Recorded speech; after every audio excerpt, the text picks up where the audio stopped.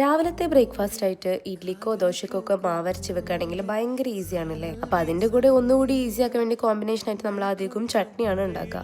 സാമ്പാർ ഉണ്ടാക്കാൻ മെനക്കെടാറില്ല. പക്ഷെ ചട്നിയൊക്കെ ഉണ്ടാക്കുന്നത് അതുപോലെ തന്നെ ഭയങ്കര ഈസി ആയിട്ട് ഉണ്ടാക്കാൻ പറ്റുന്ന ഒരു സാമ്പാറിന്റെ റെസിപ്പി ആയിട്ട് കാണും. ഇതിലേക്ക് വെജിറ്റബിൾസോ പരിപ്പോ ഒന്നും വേണ്ട, പെട്ടെന്ന് തന്നെ ഉണ്ടാക്കി. അതിനുവേണ്ടി ഒരു ചീനച്ചട്ടി ചൂടാക്കി അതിലേക്ക് കടുക്, ഉലുവ, ചെറിയ ജീരകം, എരിവിന് ആവശ്യത്തിനുള്ള വറ്റൽമുളകും കൂടി ഇട്ടിട്ടൊന്നും പൊട്ടിച്ചെടുക്കുക. ഇനി ഒരു 3-4 അല്ലി വെളുത്തുള്ളി അരിഞ്ഞത്, ഒരു 2 ചെറിയ സവാള അരിഞ്ഞത്, ആവശ്യത്തിന് വേണ്ടിയുള്ള ഉപ്പും ചേർത്തിട്ട് നന്നായിട്ടൊന്ന് വാട്ടിയെടുക്കുക. വാടി വന്ന അതിലേക്ക് 2-3 ടേബിൾ സ്പൂൺ സാമ്പാർ പൊടി, 1.5 ടീസ്പൂണോളം കായപ്പൊടിയും കൂടി ചേർത്ത് കൊടുക്കുക. ഇത് നന്നായിട്ട് മിക്സ് ആക്കി ആ ഒരു പച്ചമണക്കൊന്ന് മാറി വരണം.